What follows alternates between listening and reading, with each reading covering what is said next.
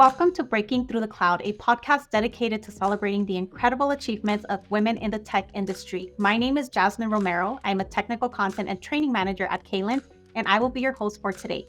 In each episode, we sit down with inspiring women across Caylent and leading tech companies to discuss important topics such as equity in the workplace, navigating careers as women, work-life balance, career transitions, and building confidence. Through these conversations, we hope to inspire and empower women in the tech industry. We believe that by sharing stories of success and advice from inspiring leaders, we can create a more diverse, equitable, and inclusive tech industry for all. Whether you're a seasoned professional or just starting out, Breaking Through the Cloud has something for everyone, and we hope you'll continue to join us. Our topic for today is conflict resolution. On our panel of guests, we have Carolina Peguet, an HR manager at Caylent, Lisa Cohrs, Caylent's VP General Counsel, and Jennifer Kaiser, Caylent's Contracts and Legal Operations Manager. We will discuss how one can prevent conflict, the impact it can have on workplace relationships, and how remote work can affect conflict. To start things off, let's begin with some introductions. Caro, let's start with you. Yes, hello everyone. Yes, my name is Carolina. I'm an HR manager here at Caylent. I'm based in Argentina, and I'm really excited to be here again. Thank you, Caro. Lisa? Hello, my name is Lisa. I am General Counsel here at Caylent, and I'm based out of Southern California, and I'm very excited to have the conversation as well. Cool. Thank you so much. And Jen? Hey, it's Jen. I'm Caylent's Contracts and Legal Operations Manager, and I'm based out of Calgary, Canada, and looking forward to continuing the conversation. Well, thank you, ladies, so much for being here. I'm excited to continue the conversation and continue speaking about conflict resolution, which is such an important topic. So, going to start off with our first question for today. How do you prevent conflict from escalating with your peers? Yeah, I mean, conflict is always super awkward and super stressful. I think we can all relate to, those feelings of embarrassment or inadequacy or anger or anything that comes along with conflict. And so how to tackle it is always a challenge. And even deciding to tackle it is the challenge, right? A lot of times your instinct might be to just kind of push it aside and not deal with it at all, which is not helpful. So, I think my approach would kind of be to, see it as a problem-solving opportunity. With the person you have a conflict with, maybe try to find what you have in common first, and then move from there. So, stress either your common goals, if it's a task-based conflict, you've got competing deadlines at work or your creative differences on a project. So you can stress what you have in common and kind of build from there. Or, a personality-based conflict, maybe you find where you have, similar interests, similar opinions, similar ideas, and build from there and to work together towards a resolution. Mm-hmm. Yeah, and something that we also discussed last time was addressing the conflict, right? Like, I believe what is key is to address that actually there is a conflict, because sometimes we feel uncomfortable, we feel weird when we are interacting with someone, and we try to avoid that step. And it's really a first step in order to start the conflict resolution process. So if you're one step behind without identifying this, there could be tension, dissatisfaction, and also mental or physical consequences. So I think it's super important. If you're able to do it, if you're able to address the conflict effectively and work together with the other person in order to solve it, I think that your relationship could be also taken even to a next level, right? We talked about this idea of growth. So I think if you can tackle it, it's something positive, and I think it's a growing stage. I think too, I mentioned this in the past. I think really great way to de-escalate any conflict is to be vulnerable, because people will not see you as stepping up as wanting to go toe to toe with them. They'll see it as you kind of stepping down subtly. And, being vulnerable doesn't mean kind of pouring your heart out. It means just kind of offering that, giving an inch, so to speak, right? In terms of not having a posture, demeanor, using words that are fighting words or really kind of polarizing words. Being vulnerable with what your fears are, kind of what your concerns are. I think people then view that as you stepping down and then wanting to come to the table to really solve together, and giving them that mutual respect, I think is the thing. The other thing I would say too is, like, in a peer conflict situation, it really, even though it's tempting to kind of, once the conflict arises, to talk to your coworkers or something else about, oh, did you see what so-and-so did, or so-and-so did this, kind of gossip about it. I think if you're asking them on like a consultative sort of thing, hey, this happened, what do you think I should do? That's one thing, but to kind of just talk about it in a negative way to other people and peers to kind of get this kind of team going, I think it's just not a good approach, and it's better to just keep it to, yourself and the other peer who you're in conflict with, so that you can kind of resolve it and then not have to deal with talking about it later. What's the conflict resolved with the people that you previously sort of talked that with. Yeah, absolutely. 100%. I totally agree with that. So it sounds like number one, what not to do is start sharing it with others, right? Keep it between yourself and that person, as it should be. And I really like everyone's point, when we're talking about the problem solving aspect to that, making sure that we're actually addressing it. Don't sweep it under the rug, because the more that we sweep things under the rug, the more the things are going to get out of control, or it may resurface again in the future, right? So I think it's really important, to that vulnerability piece, where we're able to say, hey, I'm noticing that XYZ is happening, and I just want to be honest and approach the situation before it spirals out of control. I think when we approach the situation with vulnerability, Lisa, to your point, and that honesty, it makes it much easier, to deal with the situation, and we're not sweeping it under the rug or grabbing the problem, tossing it in the closet. It's like we're problem solving, we're addressing it, and we're avoiding further escalations. So that leads me into the next question. How can you maintain a professional working relationship with someone that you've had a disagreement with? Well, I would try to be as objective as possible. Maybe keep in mind that disagreements are part of human relationships, as we have been talking. Keep in mind that having a disagreement in the past doesn't mean that you can't have an agreement over a different topic later on, because human relationships can evolve, right? Nothing remains the same. So we always have a new opportunity to change or do something differently. So yeah, I would say that. I think too, disagreements happen all the time. You're gonna have disagreements with your coworkers, your peers, your direct reports, your manager. It happens, and I think we all grow from it, to Kara's point. And I think the best way to move forward from it is, take the lessons learned from the conflict or the disagreement, develop a plan, kind of grow from it, but leave it aside. Don't hit it over the head and have to relive what happened several, weeks, months, days in the past. Just move on from it and kind of use it as a growth opportunity. Yeah.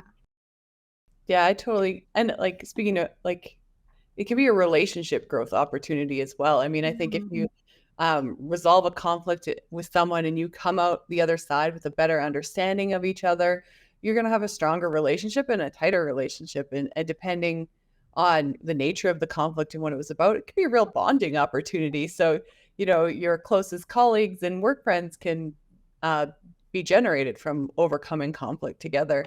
So I think, when you demonstrate, empathy and shared values and interests when you're talking to someone, trying to resolve a conflict, the other person is going to be more likely to reciprocate.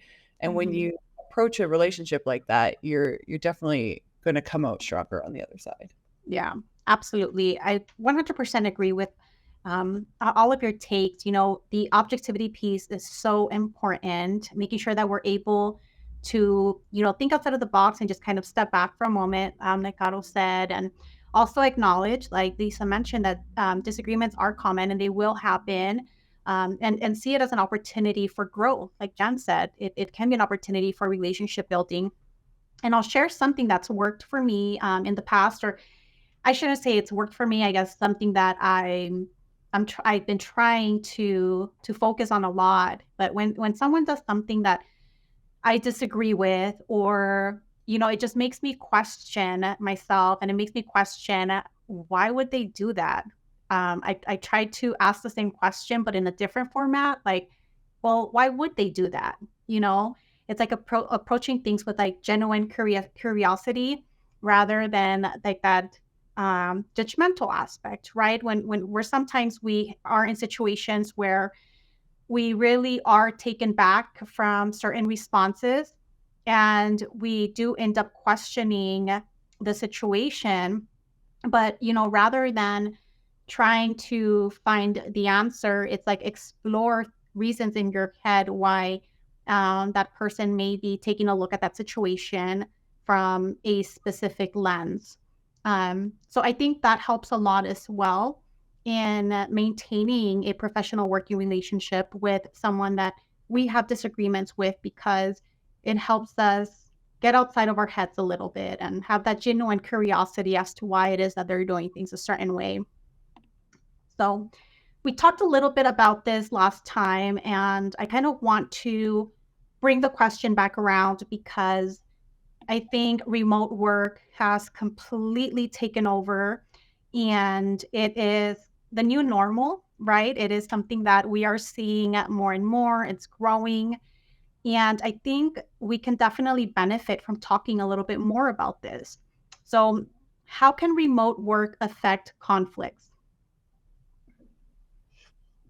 Pink, just a comment. I think it's going to have a huge effect, right? Now we're only communicating through the rare sort of Zoom meetings that happen with particular team members. We don't interface, in meeting rooms and offices. It's all through Slack, email. I mean, mostly through Slack, which is a really quick kind of form of conversation, casual conversation, which sometimes can be interpreted differently. I mean, depending upon what's happened to me in a certain day, what else I've got on my plate, what my hunger levels are, or mood is, frankly, in the massive pendulum swings of any given day.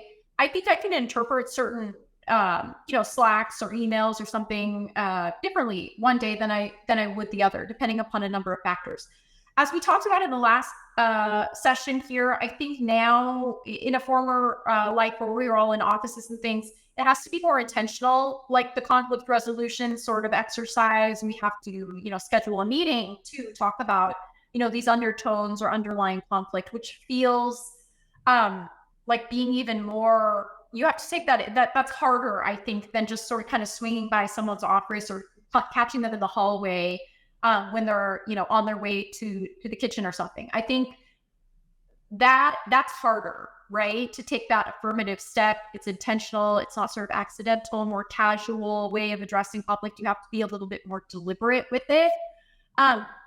So I think it's tremendously different now than it used to be, like five years ago.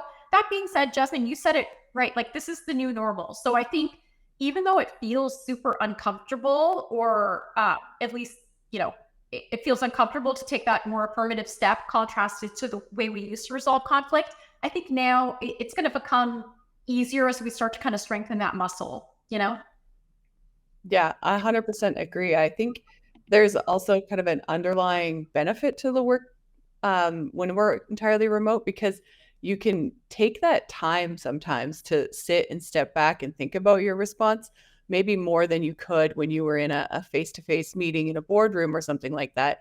You don't have to hit reply on that email right away and type your immediate thought. You can stop, sit, give it 5 minutes, take a walk around the living room, and then think about like maybe what is the better response here for me, for my team, for everybody involved. So, being remote, you don't necessarily have to be instantaneous in the moment, and you can even take like a little 1 minute, 2 minute break before responding, and then you can respond really thoughtfully and intentionally to avoid increasing the level of conflict in the situation, and hopefully diffuse it as well. So with the intentionality, I think there's like a side benefit to that as well. Because when we're all remote and we're just messaging a screen name, sometimes there's additional context, and you can forget that there's other people on the other end of those messages. Yeah, and other people with different contexts, right? That's maybe the face-to-face interaction gives you that information, and maybe you are missing that piece because of the virtual interaction. I think, I mean, it's interesting because we express ourselves not only in words, right? Like we use all our body, so I know that we are missing that part. So, and that could lead to misinterpretations. Maybe you can misunderstand what others are saying because you are not reading their body language. So I think that's something interesting to think about as well. Yeah. No, definitely. I think those are all really great points. And it's really a matter of getting creative, right? Because ultimately, that's what's kind of going to help us out when we are dealing with conflict. I do like a lot of what I'm hearing, such as, making sure that we're promoting that open communication. That's going to help us take the initiative to resolve a problem. And, Caro, you speak a lot about, it is hard 100% when we are communicating with someone that's not face to face. It's really hard to pick up on those visual cues or like social cues and body language. But I think if we're able to meet with through Zoom, that may help us out a little bit, but it's still just not the same. So it's kind of like a pro and a con in itself, because we want to understand someone and we're taking that step to resolve conflict, but it may also make it hard to understand the emotions of someone else or making sure that we're doing something effectively. One of my favorite things that I will say that we do at Caylent that I think it's phenomenal, and it truly does give us an opportunity to not necessarily resolve conflict, but also, to improve our relationships. It's the constant virtual team building that we have here. We have such a huge focus at Caylent, and making sure that we make time for team building activities. Sometimes when we are in conflict and we're constantly working, that does lead to a lack of personal connection, and it just makes us more frustrated. It sort of inhibits us from making sure that we are resolving conflict with others. And one of my favorite things that we have here, and I know I've participated with each one of you in virtual team building activities that we've had, where we're having all of these different kind of icebreaker games and the trivia, and we have the opportunity for virtual coffee breaks, our donut chats, and just informal chats. And I think that, that's not necessarily the key, but I think it does help. It helps to have something that, occasionally that we can kind of disconnect from and connect with others in a more, personal way. So I think that's kind of one of my favorite things that I do like seeing here at Caylent. Yeah, I completely agree. I think sometimes it's hard to carve out time for, a trivia hour or something like that in the middle of the day, but the relationships that you build provide a good foundation for conflict resolution. So, it's fun to see people like outside of their specific, job title, and just talking about something completely unrelated and bonding that way. I think it's great. Yeah. Yeah, yeah. And for context, we've had different types of team building activities. We've done like a Halloween costume contest, and I think that that those kind of things just kind of help us get, detached from that working and career environment. And it truly helps us connect with others in a way that it's like, oh, okay, these people are human. So, and I think it's just so important to notice, to talk about these kind of things, because when you're in the office, it's so easy to plan those kind of events and for you to participate because, you're physically going somewhere and it's there and everyone's excited, everyone's talking about it. Somehow at Caylent, we managed to kind of keep that spirit to continue the conversation about the different kind of activities that we're doing. And, we earlier this year, we had our fashion show, which was such a great thing. We do have some pretty awesome things here at Caylent that make us great. And I feel it does truly help us all deal with that conflict resolution aspect. All right. Well, ladies, I want to thank you so much for your time today. It has been extremely helpful. I've enjoyed talking to the three of you about different things such as how to prevent conflict from escalating with peers, making sure that we're maintaining a professional working relationship with someone that we've had a disagreement with, and dealing with remote work and how it affects conflict. So that concludes our episode of Breaking Through the Cloud. We hope you enjoyed it and were able to gain some helpful and useful insights around conflict resolution for yourself. Thank you so much for joining us. And thank you again, Carolina, Lisa, and Jennifer, for being such amazing guests and sharing your knowledge and stories with us. If you enjoyed the show, please leave us a rating and review on the platform you're listening on. And don't forget to subscribe so you never miss an episode. If you have any feedback or suggestions for future episodes, we'd love to hear from you. You can reach us at podcasts@caylent.com, and you can find the email address in the description below. Thank you again, and we'll see you next time.